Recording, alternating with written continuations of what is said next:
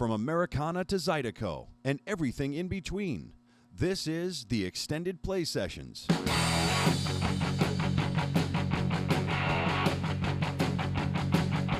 Straight from 12th grade into junior college, buddy, passed my exam, making me a law enforcement person, got me a gun and a badge on my van.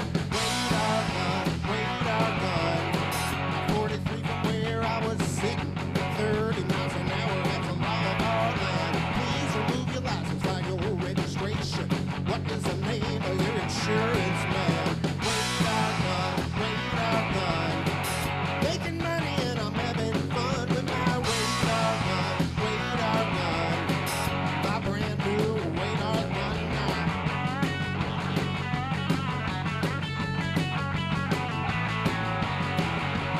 William Buckburger says our mayor's got the masters. I hate in-your-face songs. I just have never liked them. I don't like somebody telling me this is how it goes, you know? It's like there's got to be, let me decide, you know? Don't tell me. You tell me something, I'm going to do the other just because you told me. So no, I've always wanted to just make my favorite songs have always been the types that make you think about what you think about it, you know? I don't want to, like, I'm not rallying behind this is exactly how it goes or whatever. I mean, there's something to that, you know. There's certainly, that's a worthy thing. It's like, you know, to have a song that it's like he just said exactly what I'm thinking, and that's okay. But that's not been my favorite kind, and not a kind I ever would feel comfortable singing. I don't want to like throw my deal on somebody else, you know. It just. But you know, if you just talk about the way you saw it. Then without like saying this is the way I saw it and this is the way I wish it, you know, this is the way I want it, this is the way it should be, this is the way I saw it and this is the way it should be. I don't, you know, no, that ain't. The band seems more observational than preachy. You know, we see things, observe them, but don't tell you how to think about it. Right. Scott Taylor, who's one of our contributing lyricists, is really good at writing lyrics like that. They might be somewhat political or social minded, but it's presented in a way where you make your own decision on the subject that's being discussed. It's open for debate.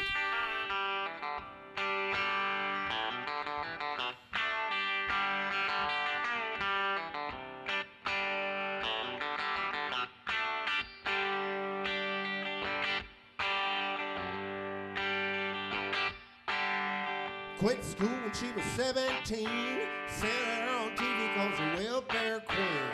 Used to be daddy's little girl, now she needs help in this mean old world. Buys cassette tapes in the bargain bin, loves Carlene Carter and Loretta Lynn. Tries to have fun on a Saturday night, cause Sunday morning don't shine too bright. It's welfare music, just watch the baby dance to the welfare music. Will she ever stand a chance?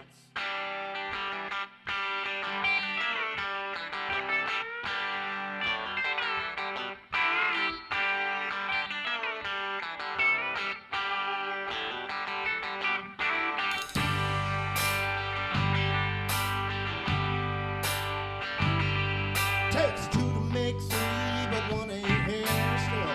Chasing women and drinking beer. Says nobody understands how he feels, but that don't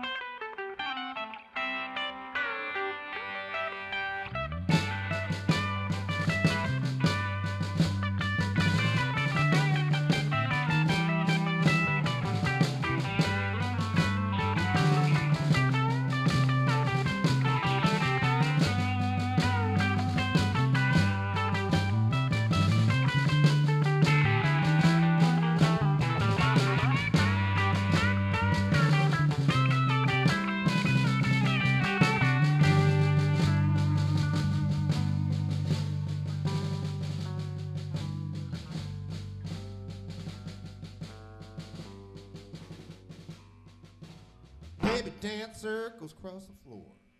Round and round just like before. A baby fall down. Baby, get up. Baby needs a drink from a loving cup. It's welfare music. Just watch the baby dance to the welfare music. Will she ever stand a chance? Welfare music. Just watch the baby dance to the welfare music. Will she ever stand a chance?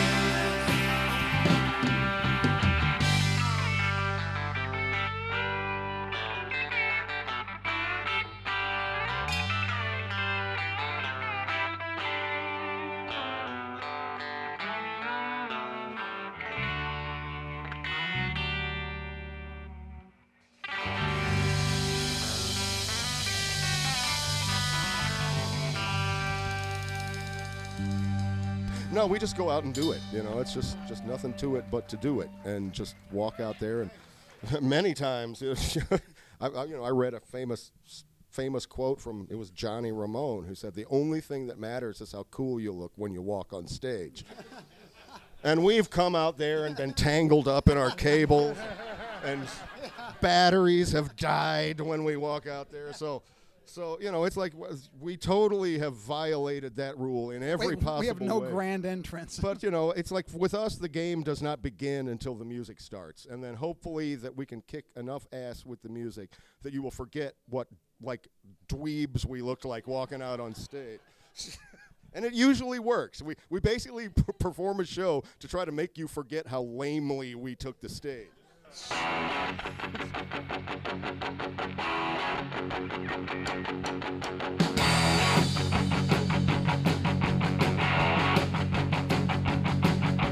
Straight from 12th grade into junior college, buddy, passed my exam, making me a law enforcement person, got me a gun and a badge, I'm a man. Radar gun, 43 from where I was sitting, 30 miles an hour, that's a law of our land. Please remove your license, find your registration. What is the name of your insurance man? Radar gun. Making money and I'm having fun with my radar gun. My brand new radar gun now.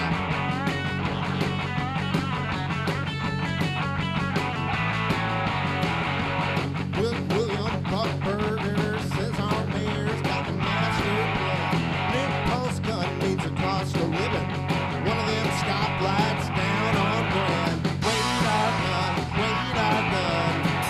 Making money and I'm having fun with my radar gun. With my brand new radar gun now.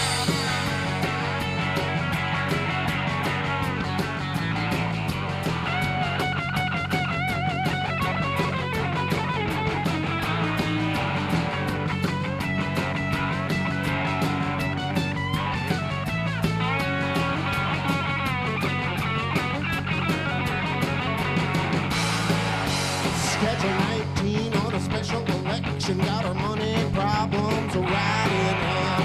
Dropping them limits like a hot potato. 50 down to 30, oh man. Radar gun. Making money and I'm having fun with my radar gun. With my brand new radar gun.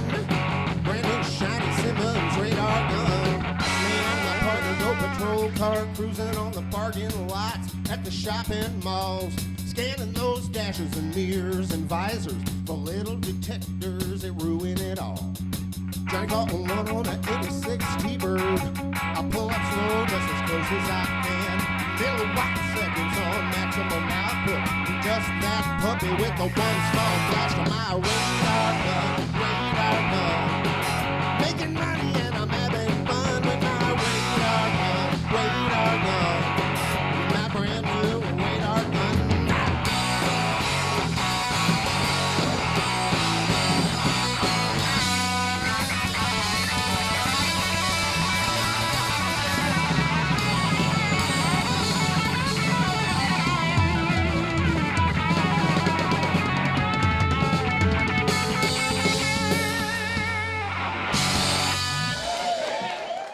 Well, it pretty much just reads as it is. It's like I said, most songs I write are just like police reports of the incident. I mean, I can give you specifics. It was a '77 Chrysler New Yorker that I bought, and it was actually a $975 car, but I rounded it up to the next best singable price.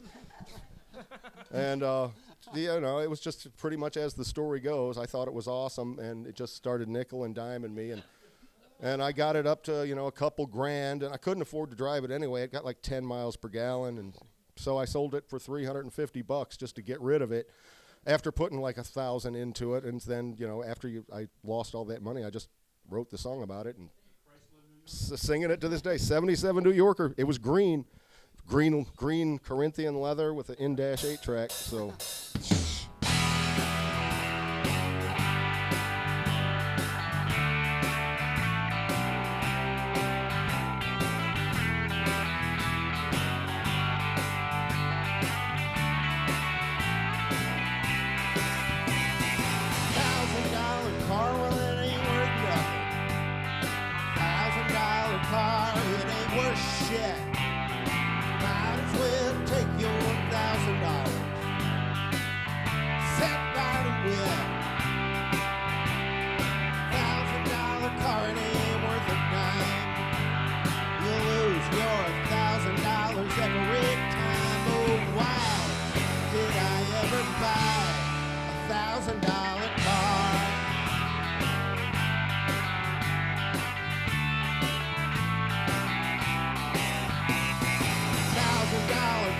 Gonna let you down more than it's ever gonna get you around. Replace your gaskets and paint over the rust. You still end up with something that you'll never trust. $1,000 cars, life was through. About 50,000 miles for it got to you. Oh, why did I ever buy $1,000 car? $1,000 car ain't gonna roll. Good east, another 1,000 in the hole. Sink your money in it. There you are, the owner of a $2,000 car.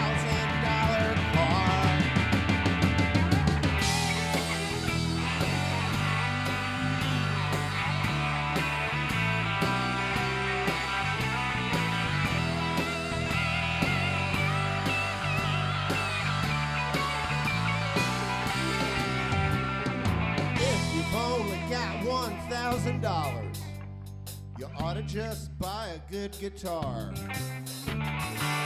Learn how to play it, it'll take you farther than any old $1,000 car. Well, if the $1,000 car was truly worth a damn, then why would anybody ever spend 10 grand? Oh, why did I ever buy $1,000 car?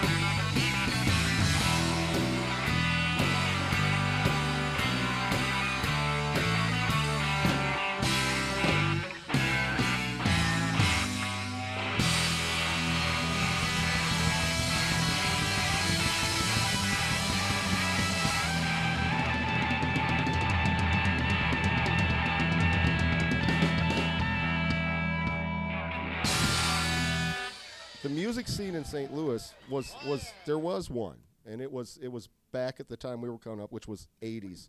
It was. But it was cliquish too. Totally, Yeah, totally, really cliquish. totally cliquish. It was like, and there was certain camps, certain bands had certain fans, didn't cross over to other, and And some bands were pretty damn huge, you know, like had huge followings. This was in the days when you carried your own PA systems into like the cover band bar, you know, and bands would be competitive with their sound systems. You know, well, that band has the most kick-ass sound system in St. Louis. And it was all stuff like that. Yeah, right. But but we never were in that. In fact, we came into St. Louis kind of backhandedly, in that we were actually trying to be around mid-'80s, 85, 86. We had this idea to be a country cover band. It was a band called Chicken Truck. It was a band right before the Bottle Rockets. And we were good, but we were thought at that time that we would do, like, you know, cool stuff. Buck Owens, you know, Merle Haggard, stuff like that.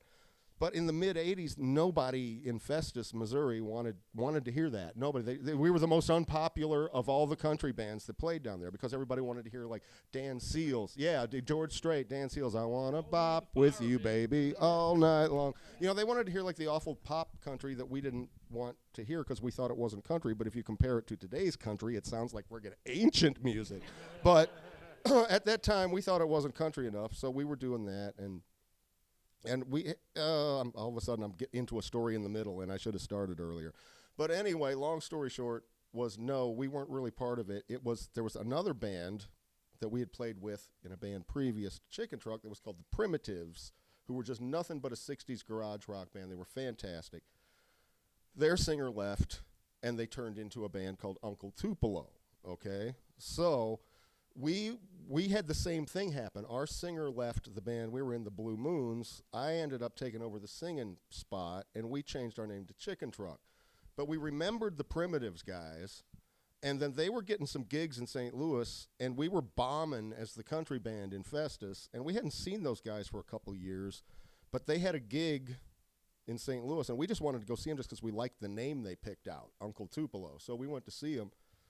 And they were starting to write their own songs, so were we. We went and saw them, and they were really great, really fantastic. And we met up with, reconnected with them, and we told them that we had a band, but we were sucking and people were hating us or whatever. And they said, well, can you come and play with us? So we came, and after seeing them, we realized that we had to change the game. So we just we got bigger amps than them, and it was just like, we weren't sure we could be better than them, but we were sure we could be louder than them. And haven't looked back. That's right. So we got the big amps and came up and did all the songs that we had been doing. We had been writing songs too, but of course, I guess they went over as well as the shit we picked out as cover songs. But we started just doing them really loud as we'd play shows with them. And so it was almost like a little scene came up just between us and them. And maybe a few other bands horned in on it,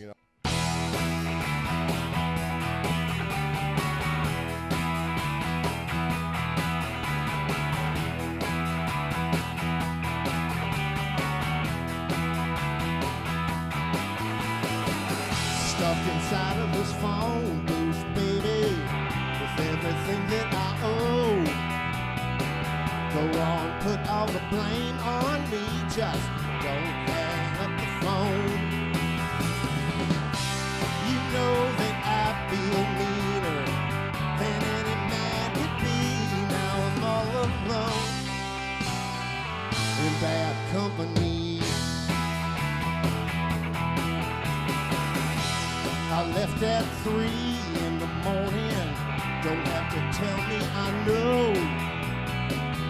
Only music in town is on a 7-11 radio.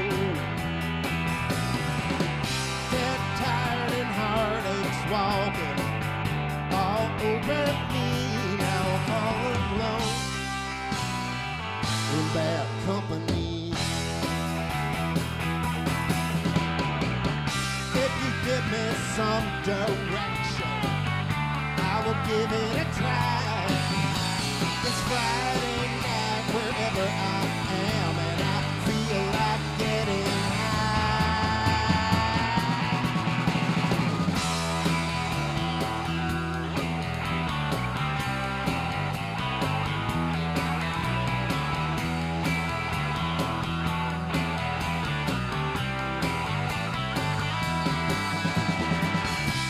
I wasn't fooling you, and now any fool can see that I'm all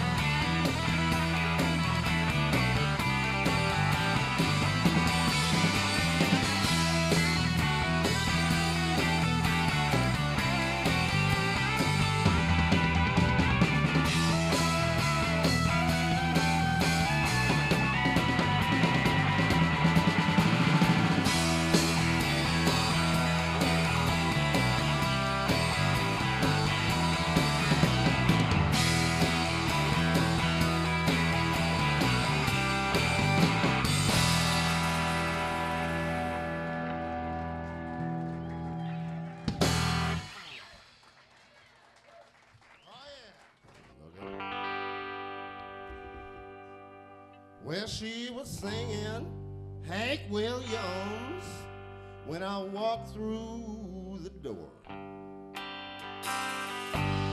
Put a nail through my heart, couldn't have hurt me no more. She must have been hurt bad to sing it that way. Made me want to hold her, tell her everything be okay. Said, what are you doing in a place like this, girl? Any fool could see you're the queen of the world.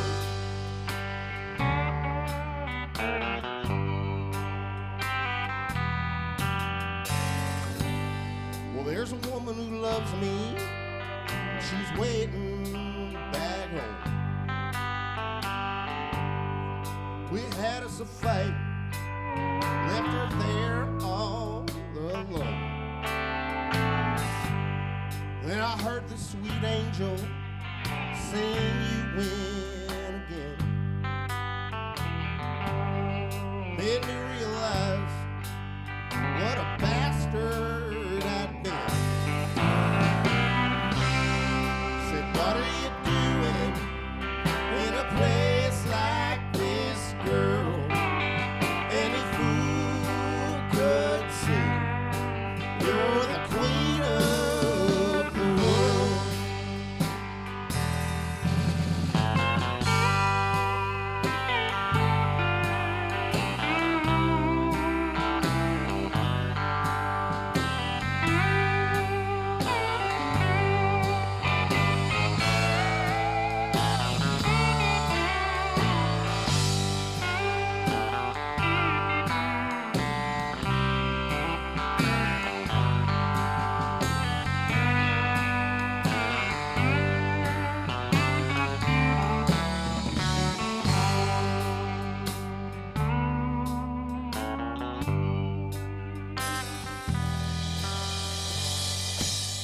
So I put down my drink and I ran out the door. And I saw her home crying just like before. With my hat in my hand, I bowed my head. And I begged her forgiveness. Here's what I said. Said, what are you doing in a place like this, girl? Any fool could see you're the queen of the world. Yes, any fool could see you're the queen of the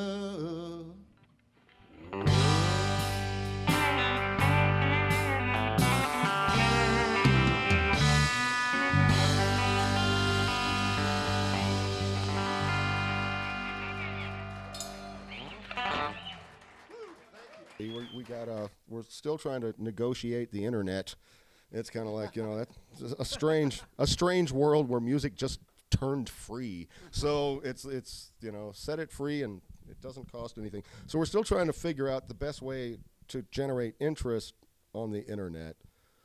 And we've got new songs, we've got new album worth. We're trying to figure out, even that logistic, because now the American attention span is about 1.2 nanoseconds long. And I'm not even certain that Americans can digest albums anymore, It's kind of like they just want constant stimulus, It's like, stimulate me. And I've actually been hearing other people talk about this, and it's like, is an album like an outdated thing? It's not for me because I'm old and I love them, But it's like for the modern person, we were toying with the thought of just doing it like the friggin' 60s where everything's a damn single, and then everybody put out a single once a month for 12 months. And then every month you got something to look forward to. And then at the end of the year, sell it as a compilation. You know, it's like, you know, do it on colored vinyl, a different color for every month. We're coming up with ideas, but we got songs. So the plan is a new album in this coming year. But we're just trying to figure out, you know, if you want to sell music today, you gotta make it something, because it's just hard. Music is hard to sell because most people know they don't have to pay for it, and that's. So, yeah, we're getting crafty. So, basically, we're putting on our crafty marketing heads and figuring out what to do with the songs we got. So, yeah, there's plenty coming up. We got more shows with Marshall Crenshaw to do. We got shows of our own to do. We got stuff, which is amazing 20 years in to a band. Yeah.